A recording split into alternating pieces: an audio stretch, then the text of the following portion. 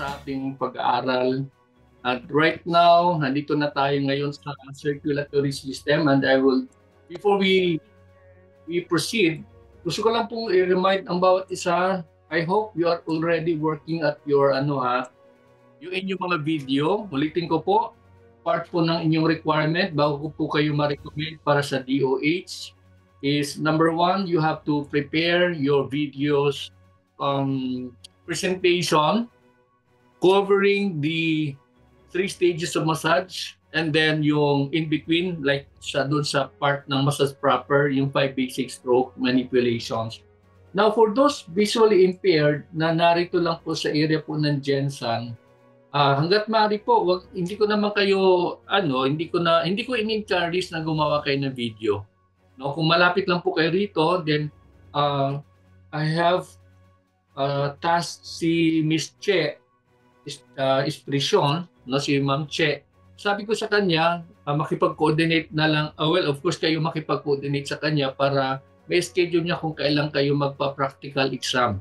No? So, maging face-to-face yung ating gagawing practical exam, lalo na sa inyo na mga visually impaired. But for the rest of you in this class, lalo na yung malalayang lugar, you are required to come out with your video presentation. Meron akong pinadalang spiel sa inyo, yung from the beginning until the end, ano yun yung sasabihin. And gusto ko lang po paalaala lang na the benefits, you don't have to discuss the benefits during the 5 basic stroke manipulations, yung ganon. Hanggat maaari, huwag nyo na isama yun kasi medyo hahaba yung inyong presentation. Ang mahalaga lang sa 5 basic stroke manipulation, i-discuss nyo po kung ano po yung rationale, and then what are the variations and sub-variations, and then i-perform po ninyo while i-demo po nyo lahat. No? Hanggat maaari po, wag na lang po nyo isama sa presentation yung mga benefits. Yung benefits na yon, darating at darating lang po yon, lalo na sa inyo pong written exam. Yun, malaking emphasis po yung mga benefits po doon. And in your oral practical exam with DOH, ano lang naman po yun, hindi naman talaga kayo tatanungin regarding that on a deeper level. No? So parang lang yung pahapyaw lang po yung patungkol sa benefit ng pagmamasahe. Ayun. So ulitin ko, kung ready na po, kahit na po hindi pa kayo nakapag-written exam, papayagan ko po kayo na mag-submit ng inyo pong mga output po ninyo. And by the way, lahat po ng mga gagawin yung presentation, huwag nyo pong isasubmit sa AUSA na na buo po na video, ha? Ibig sabihin po noon, yung inyo pong output, i-publish po ninyo sa inyong YouTube. Kung wala kayong YouTube, gumawa kayo ng YouTube channel. Kung wala naman, gumamit kayo ng YouTube channel na may YouTube channel na inyong mga kakilala. And then once you're done with that, you send me the link. No? I-copy nyo ang link and i-paste nyo ang link doon sa aking i-PPM nyo po sa akin ang link ng inyo pong video. Magkasama na po lahat yun, ha? Huwag niyong ihiwala yung 5 basic stroke manipulation. When you get the presentation from the pre-massage, massage proper, post-massage, covered na po lahat po doon. Yes, Colleen, you're raising your hand. Sir, kasama po doon yung pagkuha po ng vital signs na doon? Yes, kasama po. Doon sa pre-massage po yung vital signs taking. Okay po. Sige, kasama na po pati vital signs taking, kasama na po doon sa inyong gagawin. At by the way, palaala lang po, I will not have no quarrel kung habang nagbi-video kayo, babasahin nyo sa inyong harapan. Walang problema po 'yon. For as long as complete po yung elements, no, you have your assessor. Kunwari assessor po 'yan, nagsasalita po siya, totoong tao po 'yan. And then mayroon kayong model wherein you perform your massage, and then kayo na magpe-perform. Okay? So imimik niyo po yung yung ginawa po ni Roxanne. I'm still looking for one material na pwede niyo rin panuorin from one of our students in the past para kung ano yung presentation. Pero ganun po yung gagawin, and then you don't have to take it, maximum time lang po natin mga 15 to 20 minutes.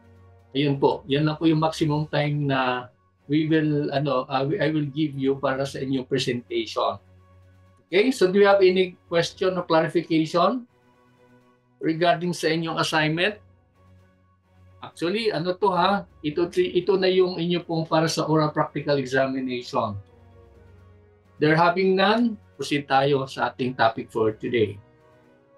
Now, we are here about to, nasa yugto na po tayo ng circulatory system. At before we go into our discussion sa circulatory system, balik tanawin natin yung ating pong napag-usapan kamakailan, which is the, integumentary, nasaan na siya? Nawawala? Nawala yung slide. Ayan. Anyway, ano po yung sa integumentary system? Can anybody give me a summary ng inyong natutunan? Integumentary system. Ang integumentary system ay go. Sige. Tunet, go ahead, please. Tunet.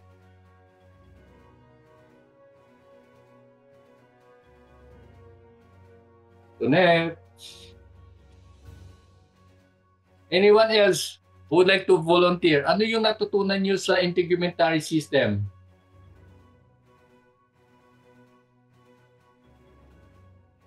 What about si Maricel? Sir, Sige, tuloy Maricel.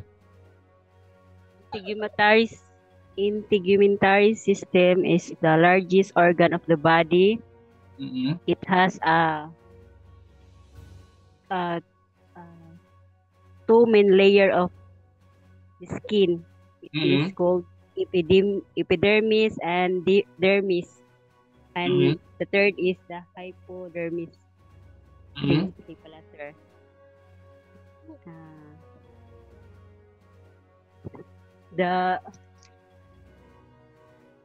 Hanggang doon na lang po muna, sir. Okay, sige po. Darlene, ano may dadagdag mo sa sinabi ni Maricel, Darlene?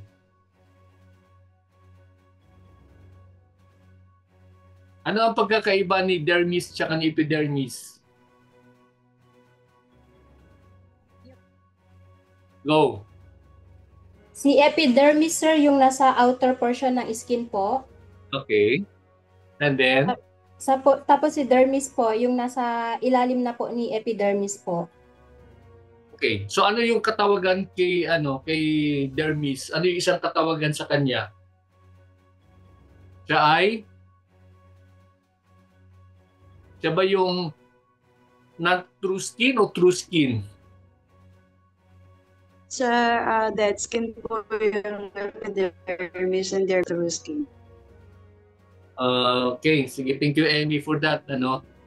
Yung epidermis, ito po yung superficial layer ng skin ng tao, and then yung dermis naman yung itinuturing na true skin.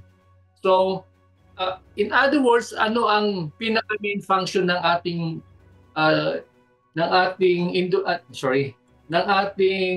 skin layer? Ano pinaka-function ng ating integumentary system, by the way? Ito ay? Siya po yung nagko-cover ng whole body to protect sa mga infection or bacteria. Ayan, no? So, isa sa mga function ng ating integumentary system ay siya yung nag-shield ng buong katawan ng tao, protecting it away from harmful microorganisms. And then, of course, idagdag ko na rin yung siya din ang nagpo-protect ng ating balat laban sa mga harmful na mga ultraviolet rays. Yung mga ultraviolet rays na yan, saan ba nanggagaling yan? Sa ilalim ng dagat? Sa araw po. Sunlight. Galing sa sikat ng araw. Ayan, no? And kaya nga sabi nga ng iba, pag ang ating melanin po raw ay makapal, ibig sabihin po noon tayo ay mayroong sapat na proteksyon laban sa ultraviolet rays, no? Kaya ayun, ingat-ingat sa mga gluta-gluta na yan kasi habang numinipis yung inyong melanin, pumuputi ka nga. Yes, walang problema. Pero yun nga, you are susceptible for the skin cancer that would be caused through the for the access ng ng mga harmful na ultraviolet rays. Ayan po. So, maraming salamat, no? Ano na medyo gamay na natin kung ano yung sa integumentary system. Ngayon, sa araw na ito, pag-uusapan natin yung circulatory system, and still, if you have time, maybe even the lymphatic system, no? Kasi halos magkapare yung dalawa. Now, what do you think what a circulatory system is? Ano bang circulatory system? Ito ay yung sistema ng pagdaloy ng dugo sa katawan ng tao, pag-iikot ng dugo, no? At sabi nga po dito, the circulatory system is composed of the heart. This is your heart, composed of the heart and a closed system of vessels called the arteries, the veins, and the capillaries. Now, what do we mean by closed system? Ang ibig sabihin ng closed system, yung sistema na to na walang tagas yan, dire-diretso po yan, no? Umiikot lang po yan sa buong sistema ng ating katawan. Now, the next question that we would ask ourselves is, ano ba yung function ng ating pong circulatory system? Ano pa yung gawain ng circulatory system? Number one is the circulatory system helps carry oxygen, nutrients, and hormones to the cells. No? Passing through the blood vessel, na ang tawag niyan artery, dadaloy po siya dyan hanggang sa makarating po sa dulo po ng artery, which is the capillary, and then from there, yun nga po, no? Ang kanya pong pinakahuling hantungan, talagang huling hantungan po yan, yung mga selula ng katawan po natin. Kaya sabi nga po dito, napakaganda po ng napakaganda ng epekto sa katawan natin kapag malaya pong pumilos yung mga nutrients na yan sa ating katawan sa pamamagitan ng circulatory system. Now, once that the task of delivering these nutrients, delivering the necessary liquid, delivering the necessary oxygen na kailangan ng katawan natin, ang nangyayari sa selula ay nagkakaroon din siya ng production ng mga waste products. Parang sasakyan mo yan, ano? Pag nilagay mo yan ng gasolina at pinaandar mo yan, tatakbo po yan, aandar po yan, pero nag-i-emit po siya ng exhaust, no? Nag-i-emit siya, nagtatanggal siya ng usok. Yan po yung mga kinakailangang tanggalin sa katawan po natin. Ngayon po, yan po yung pangalawang gawain ng ating circulatory system. Okay? Upang ito ay tumulong sa pagtanggal, pag-eliminate, pag-terminate, no, ng mga waste products na nasa ating katawan. At tulad halimbawa ng carbon dioxide. Yan. So yan po yung nating pakatandaan na napakahalaga po na function po ng ating pong circulatory system. At remember my friends, ang ating circulatory system, nung nagsimula tayong mabuhay, hanggang tayo mamatay, patuloy po siyang kumikilos sa pamagitan po ng ating napakabuting mga puso. Ayan. So right now, ang ating susunod na tatalakayin ay ano naman po yung mga bahagi, no, ng ating pong circulatory system, ano naman po yung mga organs na kasama po sa circulatory system at maging yung kanyang struktura. Here, the first thing that we are going to look at is the what? This is the heart. Yung puso. Okay? Ang puso natin, tulad sinabi po natin, ang kanyang size ng standard, normal size po ng ating puso ay kasing laki po ng ating kamao. At ito po ay matagpuan po natin sa likuran po ng ating sternum. At ito po ay naka-incline towards the left. But it's found in the middle of our chest. Okay? Dito po yung matatagpuan. At ano po yung kanyang function? The main function po ng ating pong puso ay siya po yung nagpapadala ng dugo sa buong sistema ng ating katawan from the heart towards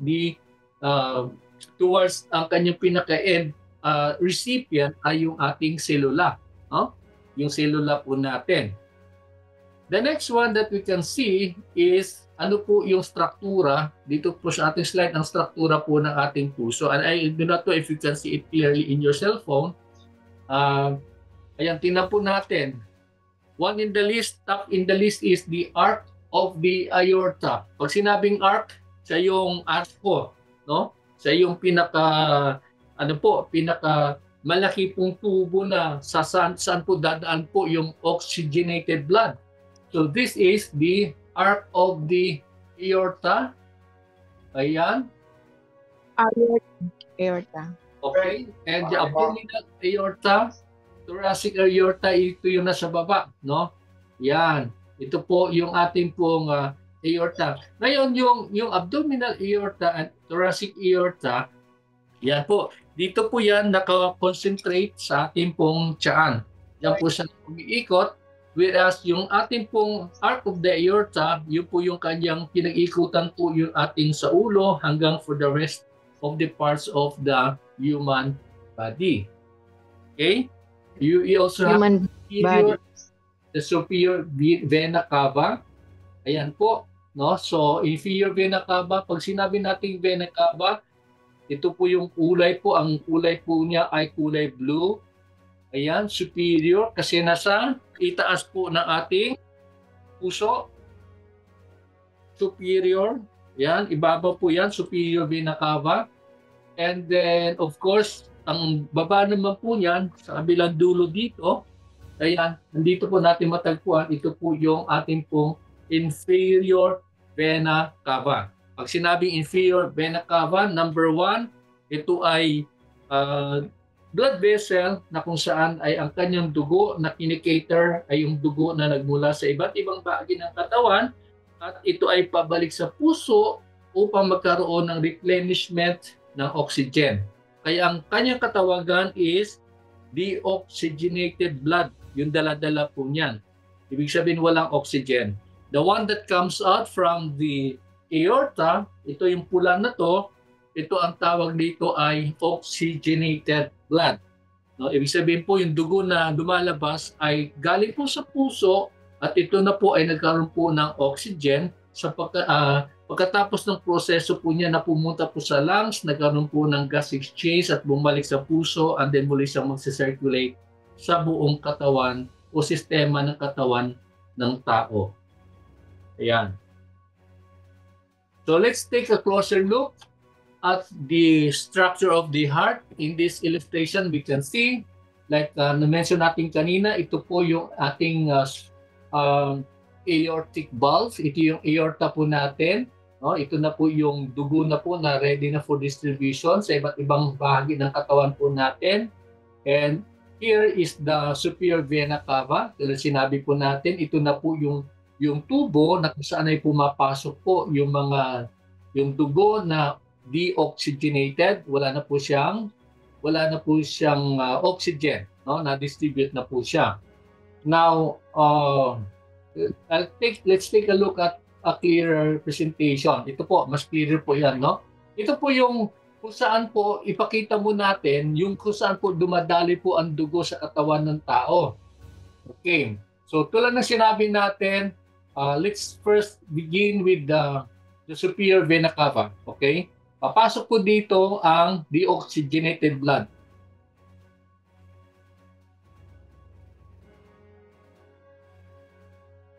So, ibig sabihin po, wala pong oxygen.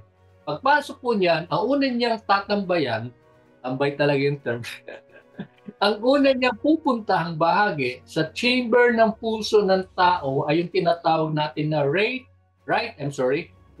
atrium.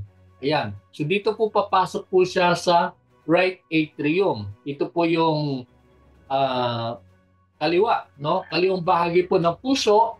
And then, mayroon po siya ditong valvula. Ang tawag po ng valvula na ito is the tricuspid valve. Ano po yung purpose ng valve? Ang purpose ng valve ay para kung anong pumasok, pipigilan po niya ang pagba-backflow. No? Pag-backflow. Yun natin po nating dito. So, pipigilan po niya ang pagbalik po ng dugo kung saan po siya galing. No? Ayan, pipigilan yung backflow. Kaya ito po yung gawain po ng ating tricuspid valve. Okay? From the right atrium, tutungo po siya sa right ventricle. This is the right ventricle. Dan po dadali po ang dugo. Okay? Ulitin natin. superior vena cava, dadali po ang deoxygenated na dugo, and then tutungo siya sa unang silid, which is the right atrium, and then papasok po siya sa right ventricle, that is the one below the lower chamber of the heart, no? So bababa po siya. Pagbaba po niyan, ipapump po yung dugo na yan saan? Doon sa dadaan po siya sa tinatawag natin na pulmonary valve. Pag sinabing pulmonary, ito ay may kinalaman sa ating baga o sa lungs. Okay, from there, it goes to the pulmonary artery. Ayan. Kita nyo yan, pulmonary artery. And then from the pulmonary artery, where does the blood flow proceed? Tutungo siya sa baga, sa lungs. Ayan. Kuha nyo. Ngayon, anong gagawin ni dugo doon sa lungs? Mamamasyal siya doon, di ba? Mamamasyal siya. Later we will be discussing sa respiratory system. Makikita po natin yung proseso. But for now, gusto ko lang maintindihan natin na ang dugo na papasok kay lungs, ito ay mayroon pong mga carbon dioxide na kailangang ilabas sa sistema ng katawan. And then mula dun sa sistema ng katawan na na-replenish na siya, yung tinatawag na gas exchange, ay maging oxygenated na yung dugo, and then papasok na siya uli sa ating pulmonary veins. Yan. No? Yan, yung mga veins na yan, dalawa po yan, papasok po siya dito. Ibig sabihin nun, yung pula na yan, oxygenated. No? Mayroon na oxygen yung dugo. Anong unang silid na kanyang dadalawin o kanyang pamamaligian? This is the left atrium. Yan ha. Kanina, right atrium. This time is the left atrium.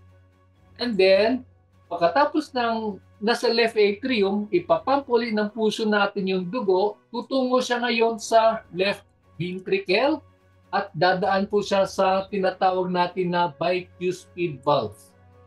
Okay, valvula uli, no? It's a valve.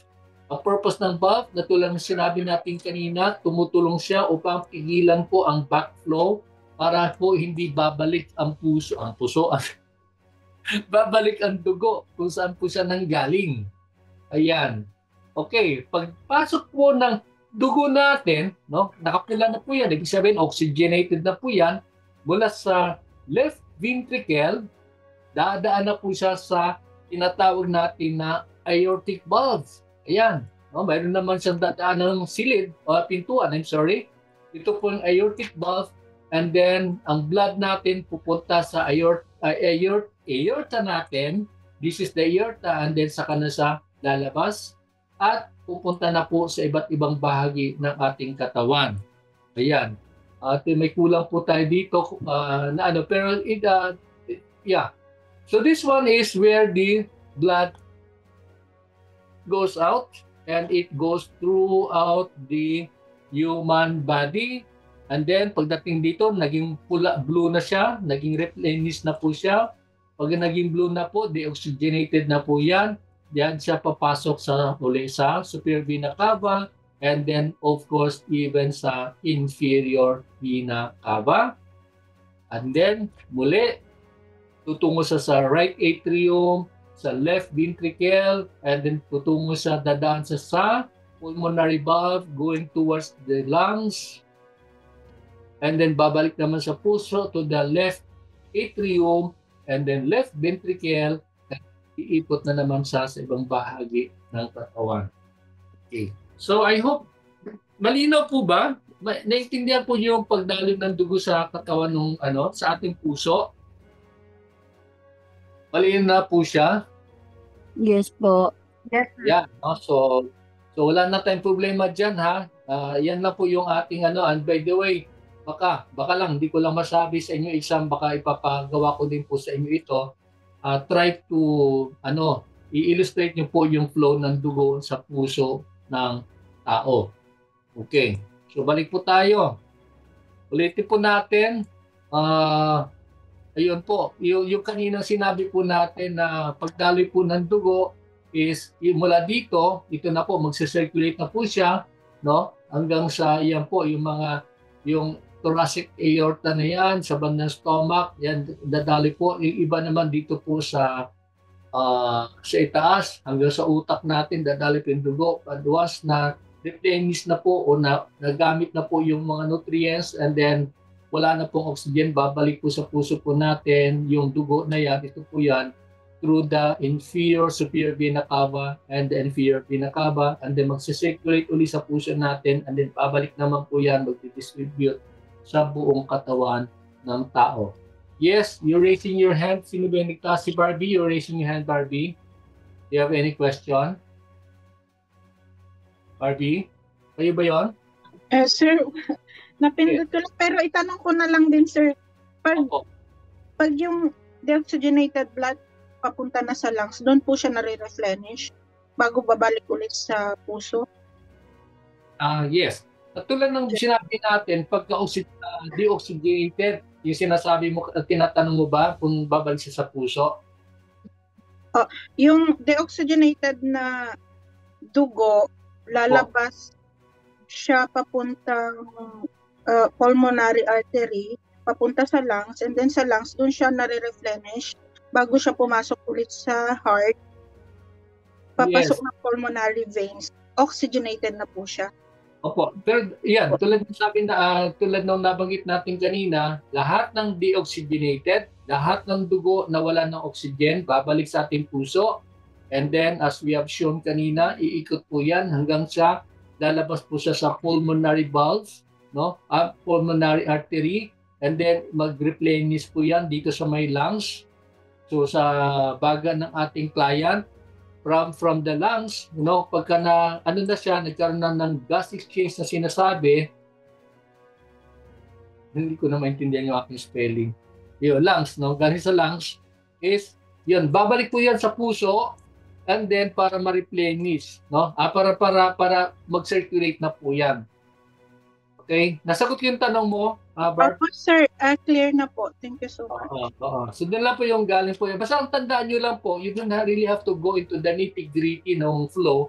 Basta importante lang maintindihan natin na ang layunin ng ating circulatory system ay para i-circulate niya yung dugo na sa ating katawan, na pagka ito ay may oxygen, pwede na siyang mag-distribute sa buong sistema ng katawan through the veins and then the capillaries, and then from there, pagka nagkaroon na siya ng natanggal na yung oxygen, nagkaroon na siya ng basura na sinasabi, ng mga waste products na sinasabi, ng mga toxins na sinasabi, and then ipupush back niya ang dugo na yan through the veins, yan vein na yan, yung vein na yan, and then pagbalik niyan sa puso, and then magkaroon ng processing, and then from there, didali siya sa right atrium, then sa right ventricle, and then putungo siya sa lungs, and then babalik siya sa left atrium, and then left ventricle, and then ipupush siya, dadaan siya sa aorta,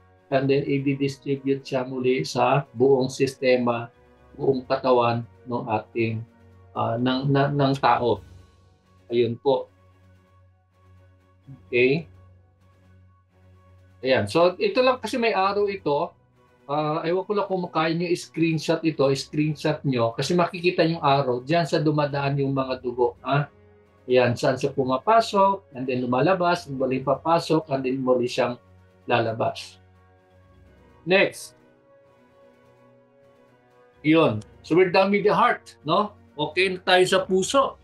Alam na natin kung saan siya papasok at saan siya lalabas. At alam na rin natin kung ano yung punot dulo ng lahat, Kaya nga sabi po natin kanina, closed system po 'yan kasi wala dire-diretso po yung ikot po ng dugo sa ating katawan. Now, the next thing that we have to study is about the blood. Ano po yung dugo? The blood is the fluid of life, narinig nyo na yung na-mention natin, di ba? The cell is the basic unit of life. Tama po ba? Basic unit of life.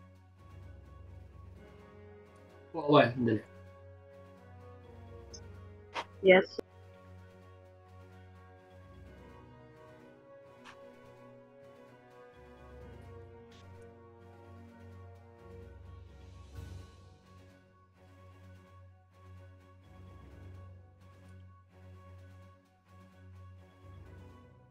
kung ang cell ay basic unit of life, ang dugo naman or the blood is the fluid of life. Ayan. Yan po ang ano bang Tagalog ng fluid? Siya po yung, sige nga, ano yung Tagalog ng fluid? Liquido, sir. Fluid, liquido, liquid po yung liquido. Pareho ba yan? Okay.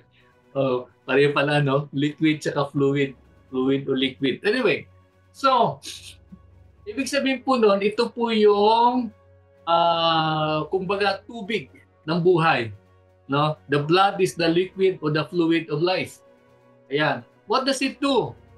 The blood carries the oxygen, like what we have already discussed kanina, from the lungs to the, may kulang to, from the lungs to the heart, and from the heart to the, towards the cellular level, passing through the blood vessels. Ulitin natin ha. So the blood carries the oxygen from the lungs and then towards the heart. From the heart goes to the various to the arteries, no, yung ano na yon, yung blood vessel na yon, and then it ends up at the cellular level. So sa cellula, ito na yung pinaka, the basic unit of life. The basic unit of life.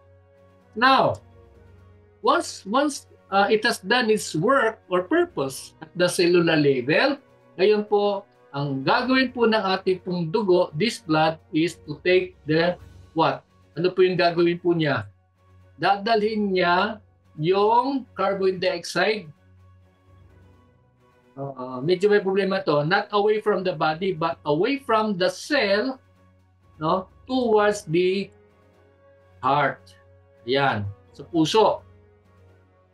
Ayan po yung gawain po ng ating pong dugo. The fluid of life. The fluid of life. That is how important is when it comes dito sa ating circulatory system. Next.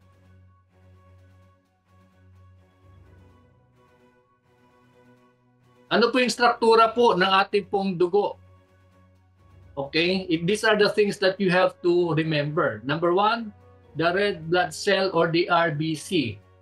Ano po yung RBC na yan? Yung RBC o the red blood cell, as of course, as the name implies, pula po yan. No?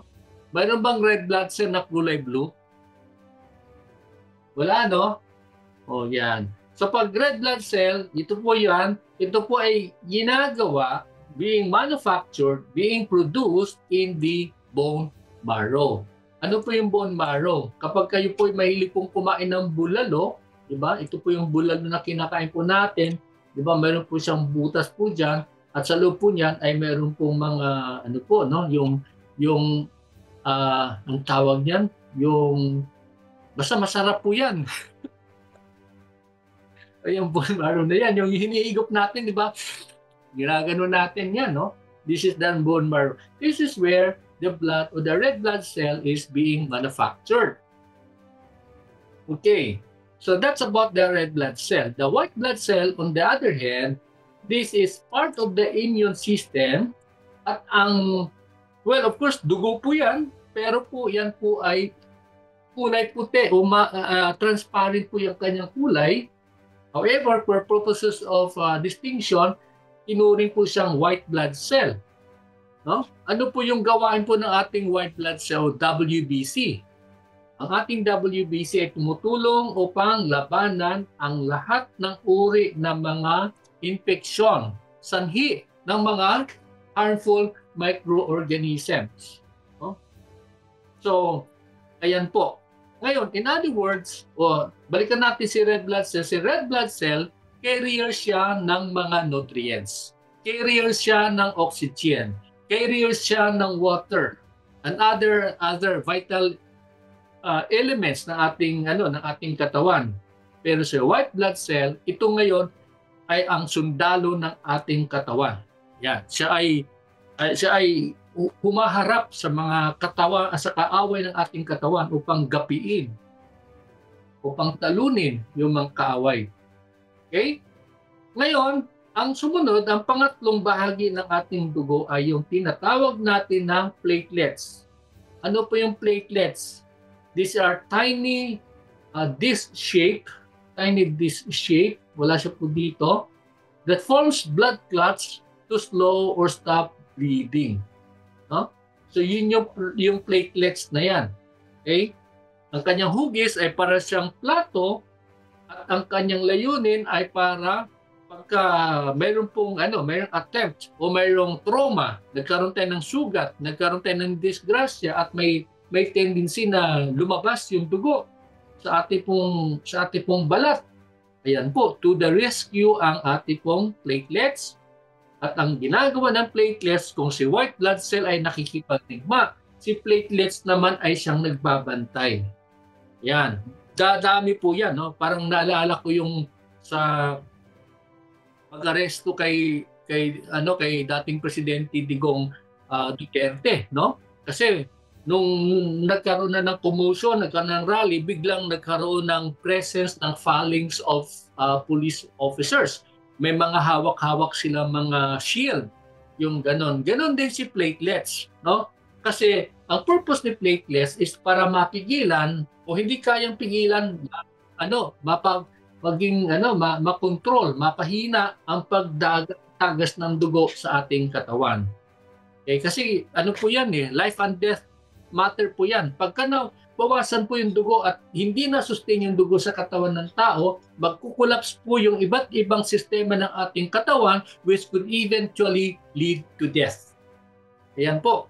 Kaya pasalamat tayo kay platelets, no? Kasi pag si platelets ay nakaramdam ng panganib na mayroong mga bahagi ng dugo natin na pwedeng tumagas sa katawan, andyan po siya. Siya po yung mag-provide po ng protection upang mabawasan o maiwasan, maampat, no, ang pagdaloy po ng dugo away from the human organism or human body.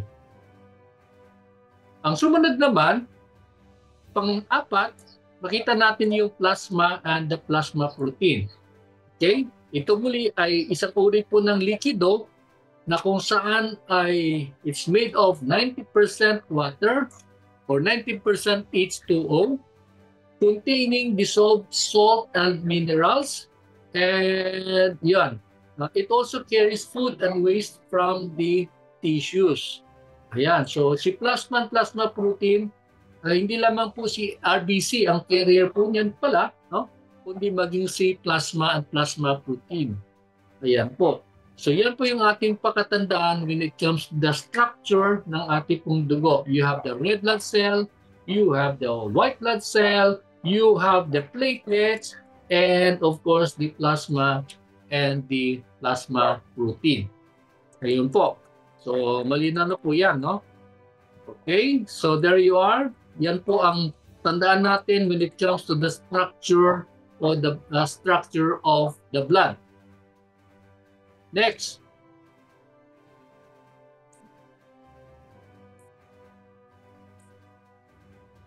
Blood vessels. Okay? So we're done with the issue, with discussion natin sa puso. We're done with the discussion natin sa blood. At ngayon naman po ang blood vessel. Now, what do we mean by a blood vessel? Ano po ang blood vessel?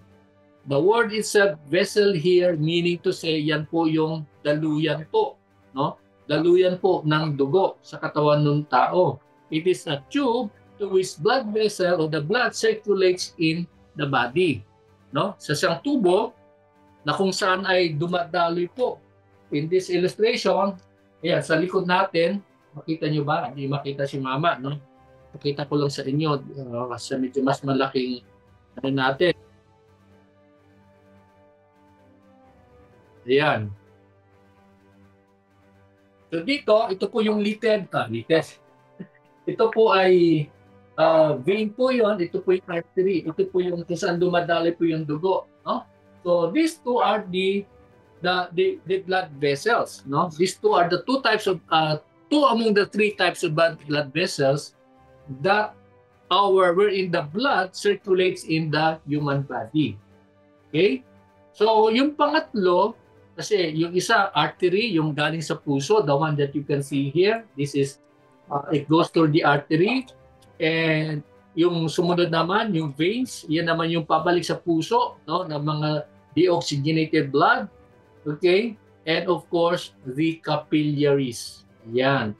Ano ang ibig sabihin po ng capillaries? Ang capillaries po ay parang net-like ano po siya, structure na malilinggit po na mga uri po ng mga blood vessel, pero ito po ay ika nga naka-embed sa ating pong cellula, no? Sa cellular level. Kaya ayun po yan. Ulitin natin, the blood vessel are composed of the following. It's the arteries, wherein the blood coming from the heart flows, and the veins, wherein the blood that are the blood which are no longer oxygenated, kaya ang tawag po niyan ay deoxygenated. Tama ko titingin. Ayan, deoxygenated. And then, ang sumunod naman panghuli ay yung ating pong capillaries. Ito po yung malilinggit po na bahagi po ng ating pong katawan, ng ating pong vessels. Okay? So, there you are. The next thing is, ayan, ito himay-himayin natin yung kanyang, ano po, yung kanyang pong, yung blood vessel na yan, no? Ano po yung ano po niya. So makita po natin dito sa sa dalawang illustration na to. Okay, ito yung pula. This is the artery. Ito yung galing sa puso. Ito naman yung blue. Ito na yung babalik sa puso na dugo. Ayan. Now, ngayon, sa dalawang ito, ano mapapansin ninyo sa larawang ito? Ang artery, dire-diretso lang. Papansin nyo ba? Wala siyang dinadaan ng valvula. Whereas, yung vein, may mga, ano po siya, no? Mayroon po siyang mga valves. Bakit po? Kasi, yung dugo na yan, kung dito po magpo-flow, walang valve, balikan natin, kung magpo-flow po siyang paakyat, kasi ito packet po sa puso no? Walang valve, chances are magkakaroon ng backflow. Ayan. Pag sinabing backflow, babalik po ang puso kung saan po siya nanggaling. Bakit kamo? Because of the law of gravity. Ano po yung sabi po ng law of gravity? Anything that goes up, goes down. Yan. So para makontrol po ang control ng law of gravity, is saying anything that goes up, goes down. Ayan po, nilagyan po ng Diyos ng valvula po yung ating pong mga vein. Okay? Now, what happens? Kapag tumatanda, aray, kapag ang lahat tayo, tatanda naman po tayo, darating at darating ang araw na ang ating pong mga valves na to ay manghihina. Manghihina po yung mga valves, no? Ibig sabihin nun, ano na po siya, no? Yung kanya, instead na very pagkabataang days pa natin, talagang maliliksi po yan. Pero pag medyo tumatanda, luluyat-luyat na yan, no? Ganun-ganun na yan. Kaya mayroong mga dugo na mayroong pong tendency na tumagas. Ayan. Kaya dito papasok ngayon yung ating mga nakikita sa ating mga nanay natin, no? Sa ating mga nakakatandang mga kaibigan, yung pagkakaroon ng varicose veins. Yan. Varicose veins. Yan. Tama ba yung spelling ko? Yan. So ito po yung varicose veins na yan because of the faulty or defective na ating pong valve na nasa ating pong normally po sa lower leg po na kikita. Okay? Diyan po kasi nakatambay na po yan. Pagka nag-malfunction po yung ating valve, tatambay po sa lower leg at yan po, nagkaroon po ng varicose veins. Ayan. Okay? So, I think that's already all about the artery and the vein. Let's take a look if we still have the illustration here ng ating pong capillary na tingnan natin. Ayan. So ito naman si capillary. All capillaries kasi marami siya. Okay? The smallest and most numerous, no, na vessel o blood vessel. Pinakamaliit, pinakamalingkit, at pinakamarami, no? Ito pong capillaries. Ang kanyang structure ay napaka-pino, napaka-fragile. Ibig sabihin nun, maselan yung ating capillaries. Ano pong ginagawa po niyan? Ito na po yung ating link mula doon sa buong sistema ng katawan patungo doon sa ating pong selula, no? Wherein the blood transport the nutrients and the oxygen towards the cells. Ayan. Saan po nangyayari po yan? Dito po sa capillaries, no? Ayan po yan. Ito po yung meet-up point, no, ng ating pong oxygenated blood at deoxygenated blood, and this is where the miracle happens. Ayan. Parang kanta, no? The miracle happens. Ayan po ha. Tandaan po natin. Again, we have the artery and the vein, and the most, but not the least, but the one of the most important among all these is the capillaries. Kasi po naka-connect na po siya doon po sa ating pong mga selula. Ayan. Okay. What else do we have? I think that's all. Ayan, maraming salamat. We're done with that. What time is it? We still have 10 minutes. Tingnan natin kung kaya nating pag-aralan o bisitahin natin panandalian naman po yung kanya pong kapareha, yung kanyang kapartner. Let's take a look at ano po yung partner po ng ating pong circulatory system. It's the what? Lymphatic system. Ayan. Okay. Ayan. We'll do away with that. Recap natin sa ating pong circulatory. Tutungo na tayo ngayon sa next topic natin, which is the lymphatic system. Sinama na po si nervous system.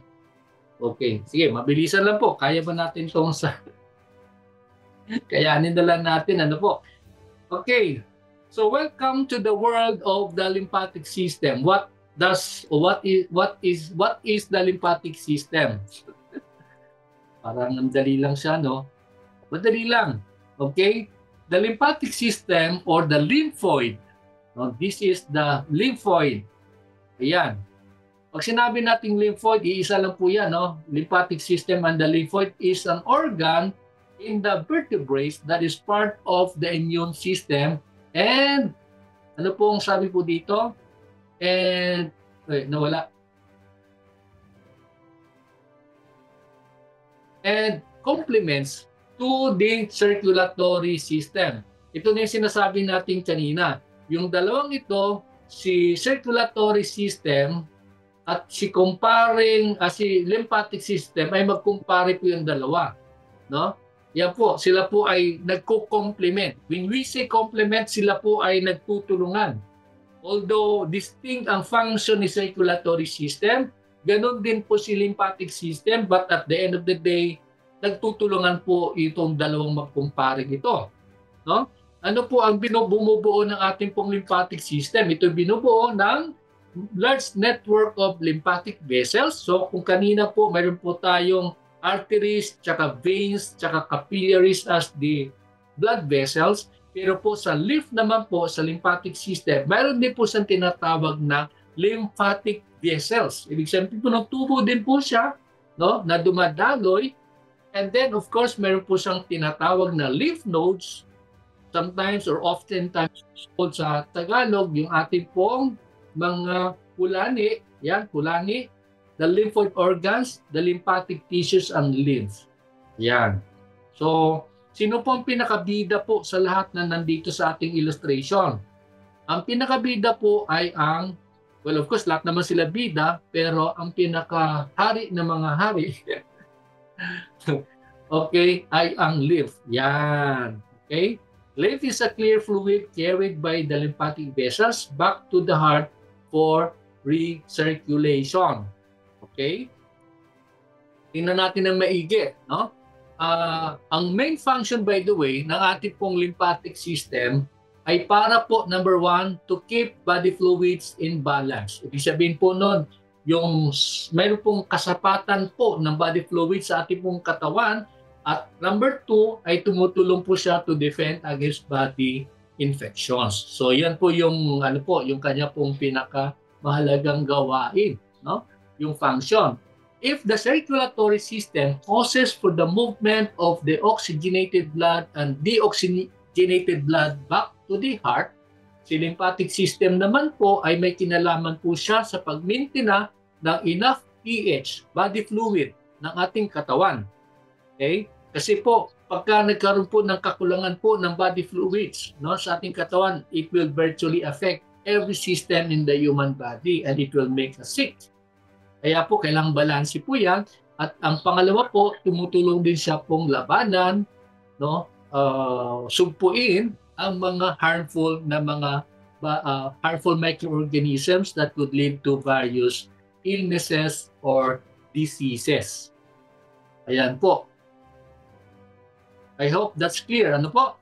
So, nagko-complement po yung dalawa, pero po ang pinaka-main function po ng ating pong lymphatic system, maintain body fluid, at the same time, help eliminate or destroy harmful microorganisms.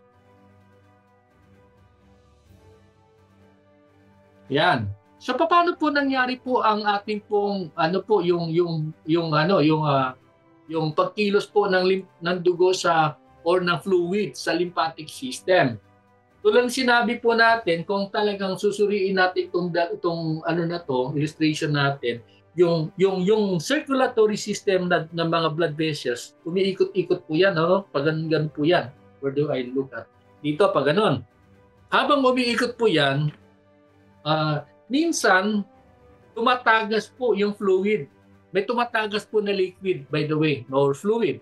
Tumatagas po. Sino pong sumasalo? Ang sumasalo si lymphatic system. Okay? Ano pong ginagawa niya? Yung lahat po ng leak na yan, no, because of the spaces, no, because of the walls, capillary walls, no, yung tagas na yan, sorry. Ayan. Because of that, yan po, yung liquid na yan, yun yung tinatawag natin na lymph, no? Ito po yung tinatawag natin na lymph. Ito po yung tumatagas po na yan. Yan, this is the lymph. Okay? Yan po, habang umiikot po yan, pagkadating po sa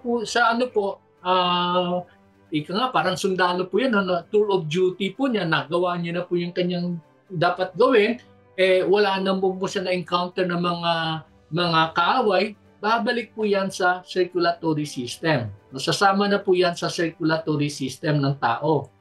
Ayan po, no? So yung lymph na ito ay maaaring babalik siya sa circulatory system. But in the event na mayroon pong madiscover pong harmful microorganism, ayan po, kikilos na po si lymph, no, sa pamamagitan po ng mga kung saan po mayroon po infection, may mga lymph nodes, yan po, mga lymph nodes yan, magkukos po ng gyera. Kaya po, di ba mapansin nyo, pagka mayroon po kayong sugat, so sa inyong kamay, sa kanang kamay, nagkakaroon po kayo ng kulani sa kilikili. O kung minsan naman may sugat sa paa, nagkakaroon kayo ng kulani sa inyo pong singit. Yung ganon. That is where nagkakaroon ng agitation po ng ating pong mga lymph, no, na kukontrahin po niya, lalabanan po nila ang mga harmful microorganisms. Ayan po. So, ayan. The next one that we can see, tingnan po natin ano po yung iba't ibang bahagi po na tulad ng sinabi natin kanina, mahalaga po si lymphatic system sapagkat ito po ay napakalaki po yung kanyang tungkulin sa immune system ng katawan upang manatiling malusog at disease-free yung ating sistema ng ating katawan. Yun lang po yung dapat nating pakatandaan when it comes to the lymphatic system, no? At yun nga po, at nabanggit na po natin kanina, the lymphatic system collects this fluid and returns it back to the circulatory system. Okay? So, lahat ng tumatagas na dumadaloy sa dugo ng tao, ayan, ulitin na lang natin yung illustration, ito yung ating circulatory system. Lahat na may tagas po sasaluin ni lymphatic system. And then, habang umiikot din po yan, kapag wala naman siya nakitang kaaway na pwede niyang pagkaabalahan, babalik po yan dito sa ating pong circulatory system. Ano yung babalik na yan? Yung lymph na yan, yung liquid na yan, na tumagas at bumaba dito sa ating pong lymphatic system. Ayan po. I hope that's very, very clear. Ayan. Okay. Let's check yung next dito. Ano po yung mga iba't ibang ayan, napag-usapan na po natin po yan. It helps fight infection, defends the body against illnesses, and ayun po, no? Produces antibodies that are responsible for the immune responses. Okay? Tingnan po natin, malinggit po yan. Ano po yung iba't ibang bahagi po ng ating pong lymphatic system.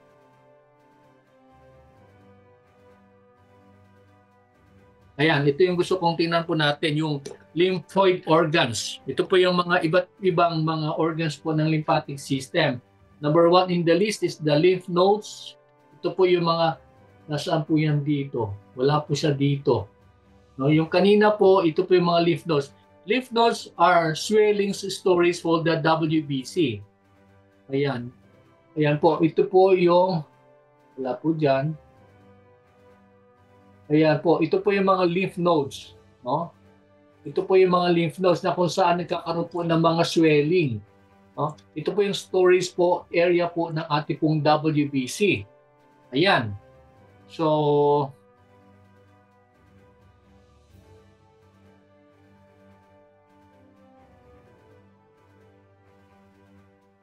the next one is tonsils. Ayan po, yung tonsils po yan, yung tonsils natin. yung dalawang ano po, yung parang ano po yan, no? Yung parang alam niyo yung ahas, 'di ba? Meron siyang ganun. Ano yung palawit ng ganun, no? So diyan po yung lymph nodes po, yung tonsils po natin. Ang purpose po ng tonsils, by the way, ito po ay tumutulong para salain po yung mga toxins at saka mga harmful mga microorganisms na pumapasok sa ating katawan. We have the thymus here, and ayan. The thymus controls the development of lymph nodes and spleen. Ito yung spleen. Mamaya pag-usapan po natin. Ito na po yung sinabi natin kanina na tonsils. Ano po yung ginagawa po ng tonsils? Ang tonsils po ay protection ng ating katawan mula sa mga pumapasok na mga harmful microorganisms sa ating pong mga bibig. The spleen is the largest organ that removes the worn out red cells, bacteria, and cell fragments. So, yan po ha. Pag sinabi pong spleen, yung spleen na yan, na dito natin makikita, ito po ay siyang tagasala din po ng mga worn out. Pag sinabing worn out, laspag na, no? Yung ano na, wala nang kagamit-gamit na red blood cells, na mga bakterya na napatay na ng mga bakterya, no? Pakalat-kalat na sa katawan natin, yan po, sila na po nagagade po niyan at other cell fragments. The next one is the thymus. Yan ito, nakita natin dito, controls the development of the lymph nodes and the spleen. No? Siya po yung tagapangalaga po ng ating po mga lymph nodes at mga spleen para ito ay maging fully functional after having been fully developed. And so, tonsils, napag-usapan na natin kanina. Well, the bone marrow is the spongy tissue found in the center of the most bones. Ano po yung bone na yan? Like what we can see here sa baba, we have the anong bone nandito? Sa baba? Anybody? Hello? Ano yung bone natin sa skeletal system dito sa baba? The longest bone. Femur. Amy? Ano po? Femur po. Femur. Okay? So, ayan po, no? Doon sa loob ng femur na yan, kasi malaki po yan, mayroon pong hollow part. no? May hollow part po yan. Sandali, nawala ako. And that hollow part helps in the development of the red blood cell and the white blood cell and even the platelets, no? Ito po yan, no? Dito po yan sa atin pong bone marrow. Kasama din po yung bone marrow po natin, no? Kabahagi po yan sa atin pong lymphoid organs. Ayan. So, dali.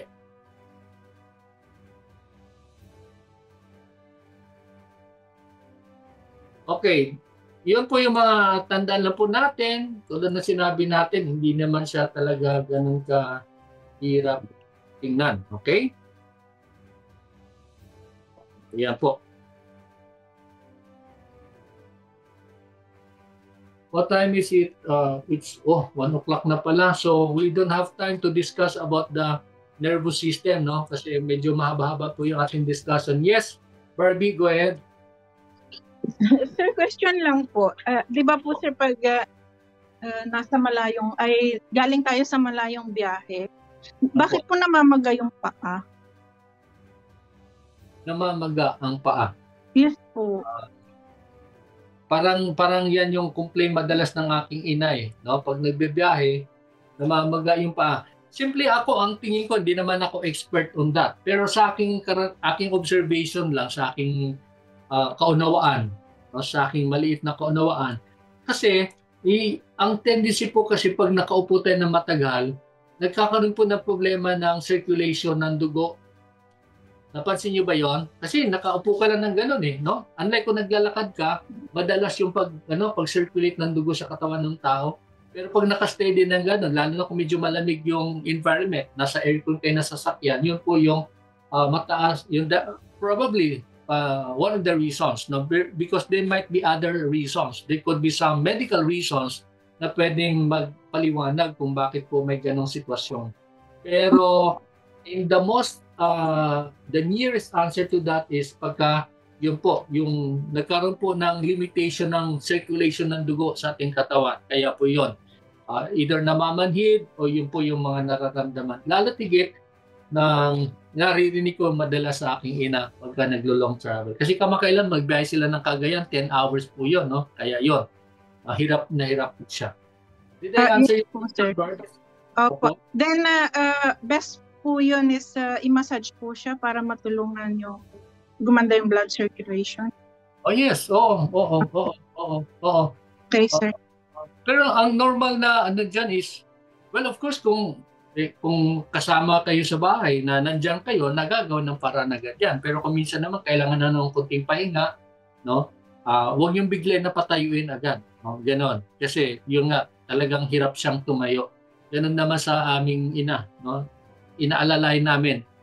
But that is the normal, usual complaint of hers. Pagka matayo siya nakaupo, pag naglo-long drive po kami. Ayan po. Okay? Okay, sir. Thank you so much for that. So kung wala nang, thank you so much for that, Barbs. Wala nang tanong, I think that will be all for today. And maraming salamat. Muli kong paalalahanan ng bawat isa, yung inyo pong assignment, come out with your video. Yung exam kasi, alam ko, medyo halos lahat naman kayo, maganda naman yung performance academics. Pero yun nga, huwag niyong kaligtaan, kailangan niyo mag-submit ng video presentation para sa mga visual impaired na nandito lang sa karating lugar ng Jensan. Makipag-usap kayo kay Miss Che, Kilarto, and then para ma-schedule kung kailan kayo magpa-practical exam. And then for the rest, gumawa kayo ng video. Ngayon pa lang, simulan nyo na po. Kung mahirapan po kayo mag-memorize at this moment, pwede nyo naman i-post lang tapos basahin ninyo. Pero maganda pagkabisado na at memoryado nyo na. Kasi pagdating sa inyong assessor, dire-diretso na lang kayo magsasalita. No? Hindi na kayo kakabahan sa inyong assessor kasi kabisado nyo na. The secret to passing the oral practical exam is constant practice. Yun po. Kailangan pong practicein nyo maigi, no? At kailangan nyo i-memorize nyo maigi yung inyong spiel, yung inyong script, yung inyong sasabihin. And then, of course, yung inyong variations, and then when you do your massages, kailangan you do it in a way na pagka nanonood yung assessor ninyo, mai-impress siya at matutuwa siya at to a point na even maiinggit siya No, kasi ang galing ng iyong body mechanics, you're doing it quite well. Okay? Yung para siya naglalaway. Okay, so maraming salamat. And I know you can do it, no? Kayang-kaya niyo po yan. Wala pong mahirap. Mahalaga lang po, samahan niyo po palagyan ng prayer, ng panalangin. Because sabi nga ng Biblia, nothing is too difficult for God to do if we ask Him for help in our prayer. Amen for that. Sir, Yes. thank you po. Okay, God bless and pagbutihin ninyo. I know you, i-pray natin na 100% passing, na walang malalaglag sa inyo. But kung nagawa ng previous batch yan, lalo na't kayo. Kasi alam ko naman na na talaga masipag din kayo mag-aral. May quiz book ka, sir? For the others na madalas yung absence ninyo, nako, kabado na po kayo dyan, ha? Kasi may problema po kayo. Alam nyo, chinecheck po namin yung inyong attendance. If you are not able to attend my class, you let me know. Paalam po kayo para hindi po tayo magkaroon ng problema. And by the way, since today is Thursday, tomorrow, you will be having a long quiz. Pero hindi pa po graded. No, hindi pa po graded. Kaya lang, I will give you a long quiz tomorrow. Okay, so okay lang kung hindi kayo makapag-take bukas, hindi pa naman siya graded. Maging graded na pag na-complete na natin yung anatomy, I will give you one graded na exam sa anatomy, and then I will give you another graded exam sa inyong microbiology and pathology. Okay? So those, ulitin ko yung mga nakapagbayad na ninyong libro, ng inyong enrollment fee, na wala pang libro sa ngayon, you message me. Kasi po, paubos na po yung manual. Baka pagka hindi po kayo nag-message sa akin, maubusan na po tayo at tatagal na naman darating yung manual kasi manggagaling pa po yan sa UP Diliman. God bless. See you on Mondays tomorrow. Be ready for your long quiz. Bye. Arigato. Bye, sir. Bye, sir. Thank Hello, you so much. sir. Bye. God bless. Thank you po. God bless.